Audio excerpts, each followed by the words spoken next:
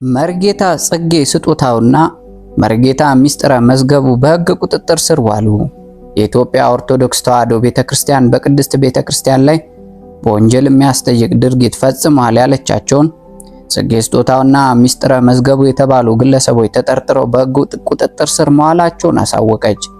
የቤተክርስቲያኗ የሕግ ባለሙያዎች አብይ ኮሚቴ ራሳቸው መርጌታ ጽጌ ስጦታና መርጌታ ሚስጥረ መዝገቡ ብሎ የሚጠሩ ግለሰቦች በቅድስት ቤተክርስቲያናችን ሥርዓተ እምነት ላይ በወንጀል የሚያስጠይቅ ድርጊት ፈጽመዋል በሚል ተጠርጥረው የወንጀል አቤቱታ ቀርቦባቸዋል ሲል አሳውቋል። በዚህም የፌዴራል ወንጀል ምርመራ ቢሮ በዛሬው ቀን ተጠርጣሪዎቹ በሕግ ቁጥጥር ስር በማዋል የወንጀል ምርመራውን በማጣራት ላይ እንደሚገኝም ገልጸዋል።